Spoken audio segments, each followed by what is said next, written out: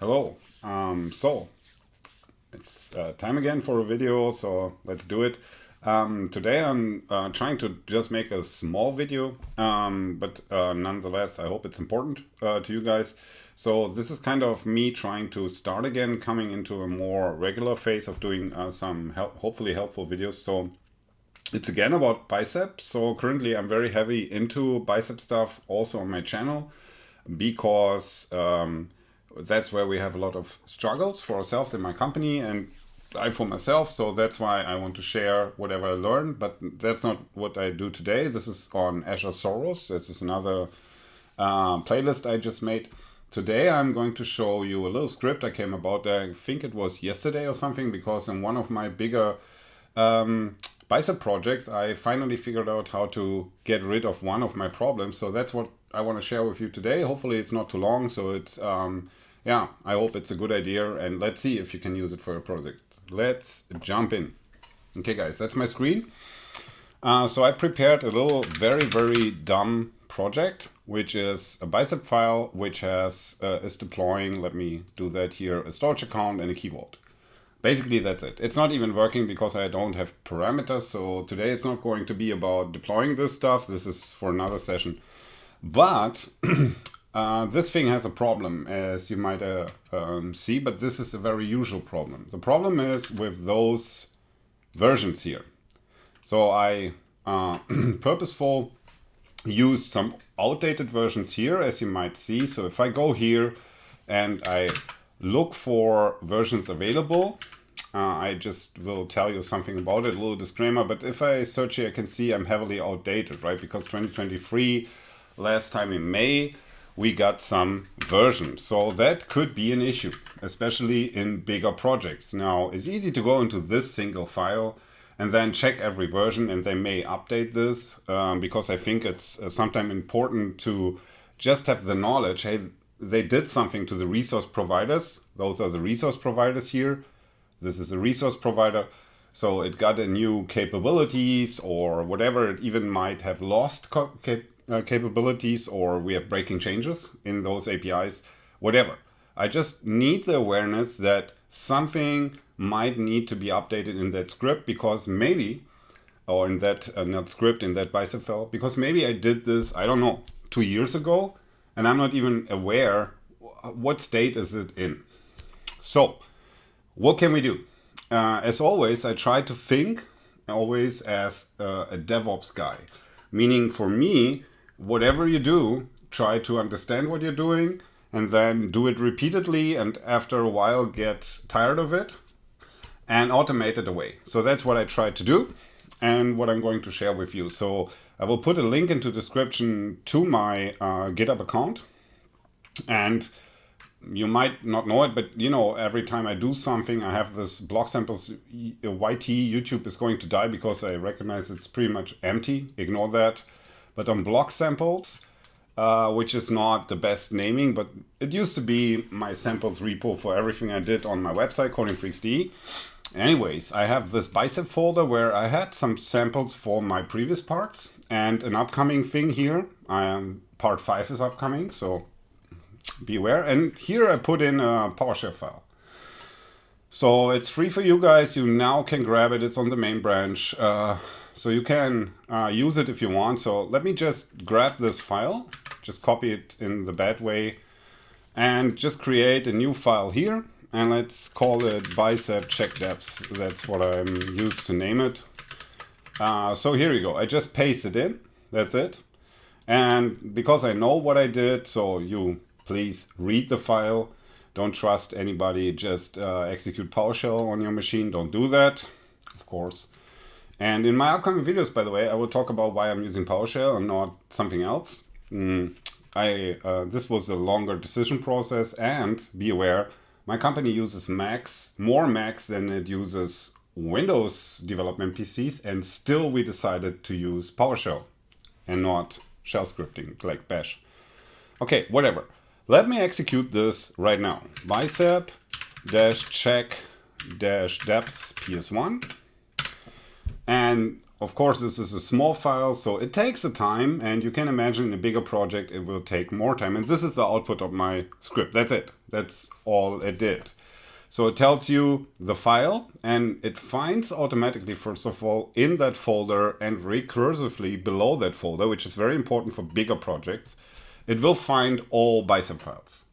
And then it uses, I will talk about the script in a second, but basically it uses regular expressions on that script, on that content of those Bicep files, to detect all resource providers and the current versions. And then it uses a PowerShell thing. So you run in PowerShell, and it uses the PowerShell AZ module, which you probably have if you are handling Bicep on a Windows PC or Mac or whatever. So it then uses that functionality, I will show you which one, to compare the versions I have here, which the latest version which is available, and tries to do it in a clever way. That's why I purposely use the preview version here, because that's very important in a second. Anyways, it comes out with the PowerShell information. Do you need to update, in which file you need to update, which storage counter you need to update. So when I just go to the most recent version, you will, by the way, already see that something is odd here. So it tells you there's a 2024-0101 version available on the resource providers, but there is no Bicep module for that. So if I select the newest one, which is available in Bicep, and I execute it, it still will tell you that you are outdated. Here you go. This is the one I got in Bicep. This is the one which is available in Azure. Let me just paste it in, and Bicep is not happy about that. So we would need to disable this for this line. So let's see what happens. Only now this thing would be happy and says, no, you don't need to update that. That seems to be on the newest version. So why is that? And that's a very important point for two reasons. First of all, this shows us that the Bicep version I'm currently using, and the time being, this is Bicep 3192. This version has no definitions for that API version. I think at least that this was what it is, because it's not up to the Visual Studio plugin, which might be another possibility, that the plugin in Visual Studio Code is not aware, the extension is not aware of that version. But that's not the case, I think, because when I can prove that, because when I try to build this Bicep with the squirrel, Bicep build sample Bicep, it will warn me. And now I'm working directly on the Bicep tooling, on the CLI, and that means he does not know what this version is. I was not able yet to look deeper into Bicep GitHub to take a look how they did it and where it is. I have a lot of issues with Bicep currently, which kind of leads me to the point where I probably need to look deeper into it and maybe contribute to Bicep itself, because it is ridiculously bad sometimes what's going on. But let's not talk about this. This is for Azure Soros, okay? This is another channel. Here, what I hope I can show, okay, I show you there is an update officially available in Azure, and I will show you which command I used to get those 2024-0101 from Azure. But there's one thing to tell you. Even if you use the newest Bicep version here, which Bicep provides you, the 2023-0501, what we had is just a warning. I think it was on web apps, I'm not sure. If you use the newest available thing, you might run into issues which I don't understand, and I think it's a real problem. This is where I would need to create a pull request, or at least an issue in the Bicep repo, and I don't have time for that currently.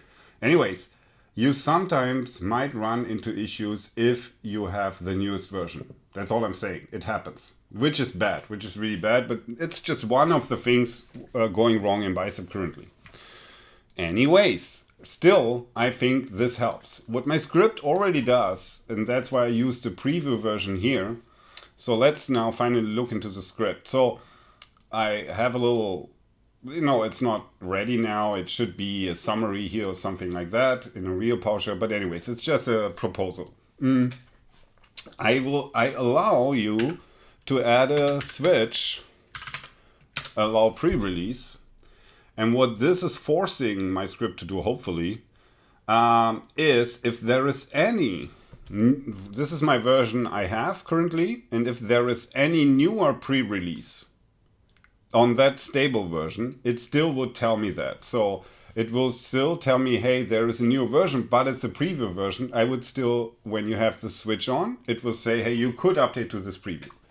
If I don't do that, so the default behavior is, look, and you can read it up in the file for yourself. Look, you are using a stable version. He detects that. So I will only automatically look for newer stable versions. I'm ignoring preview versions.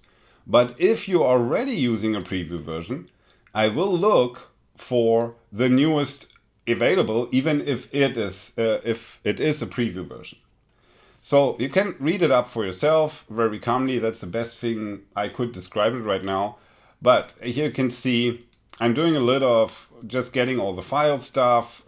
Here you would need to change if you want to do in another folder, which is probably, this is a better idea to put it in PS script root and so on. So where the file is laying, but it depends on your situation. You can change it. You can just adjust this file however you want. And he makes some variable stuff. And then what he basically does, he goes through all the files. And then this is only for having a progress bar in PowerShell so that you see what's going on without flooding the screen. Basically, he reads in the content of the Bicep file in the current loop, then he applies the regex on it, and then he might find, as it is the case in our case, he finds several sections of matching this regex pattern, which is here. And then he goes through that, and then the magic line is this one. So what this is if you execute this, and you would say, let me go here, Microsoft Storage. So you can go there, and this is part of, where is it? That makes no sense. This command is part of the AZ PowerShell from Microsoft. And it says, okay, I can give you information in Azure for the namespace Microsoft Storage, which resource providers do I have in which regions and so on. So you get the definite information regarding Azure, what it knows about. So everything which is regarding Microsoft Storage is here. So you have, what is that?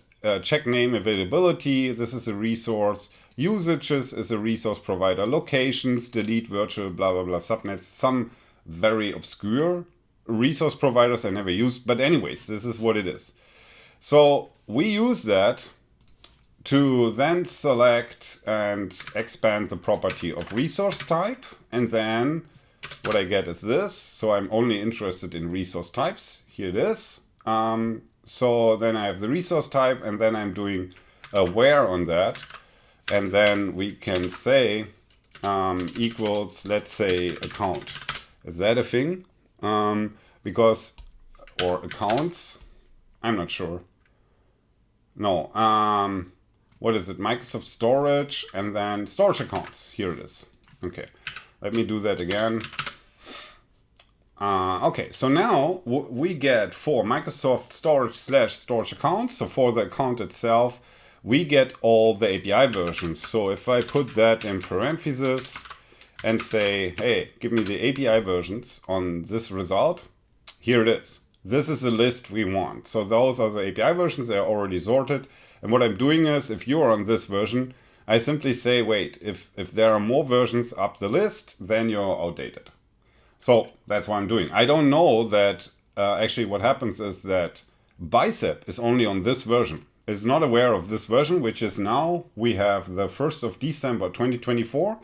So I don't know, like, think whatever you want, but I think 11 months, no, 12, nearly 12 months, so 11 months.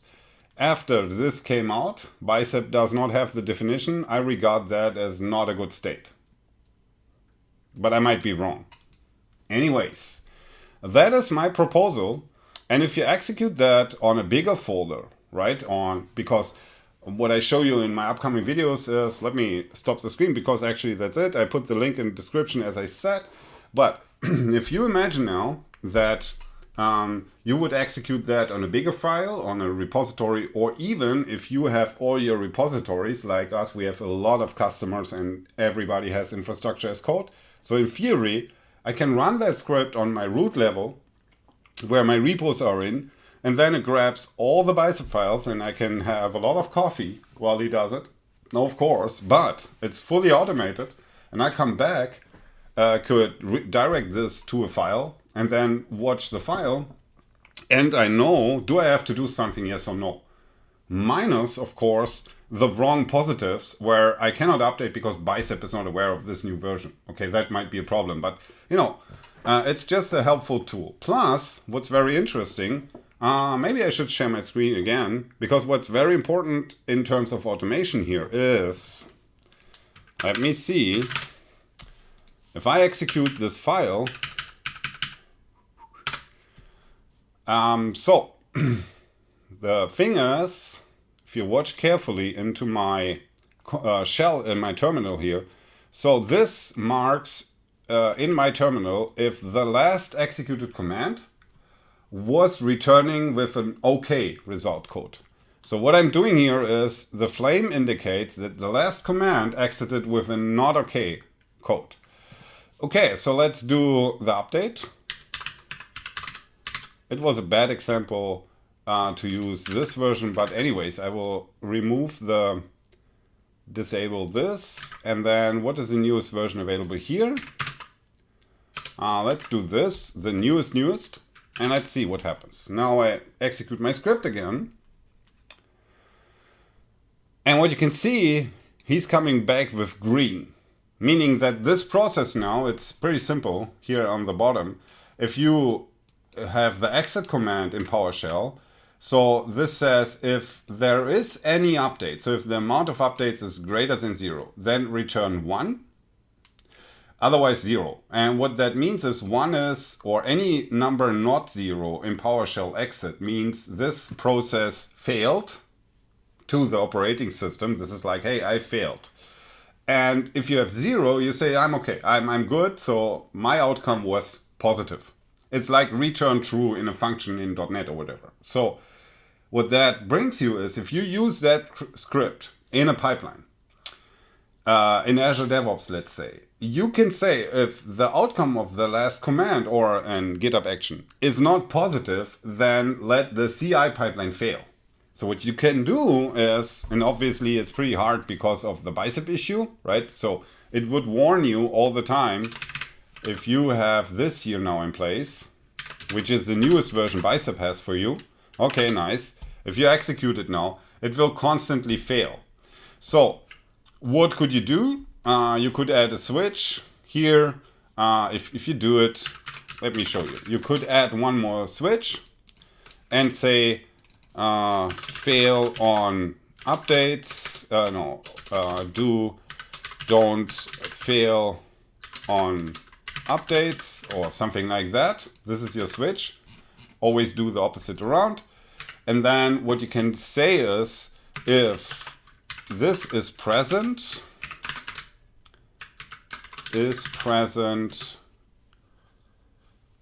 and put that into a not, or no, and probably this. No, this is not good. This is PowerShell. As a C# developer, it's always hard. Let me see. Now we have updates. We need to ensure that we have updates. Yes, we have. So it should fail in the first run. Let's see. Yeah, it fails. Red flame. Okay, let's do don't fail on updates. Same script. Let me make more room. And it should now not fail. Yeah, right. It's green now. Because you can call it in a pipeline like that to tell them don't do that. Let the pipeline be green. I just want to have this check and give me the output, and then I could do whatever. So this is useful in pipelines as well. This is what I want to say, because I have this arrow here, this handling of the return code. I think it's a decent one. Okay. With that, what is it now? Let me look. What is my recording time? I don't even know. Where is it? 19 minutes. This is, for me, it's like, it's a YouTube short. If you know my channel. Okay, whatever. That was it for today. Hopefully the next one comes out pretty soon. And yeah, I hope this helps and give me feedback. That would be nice. Thanks a lot.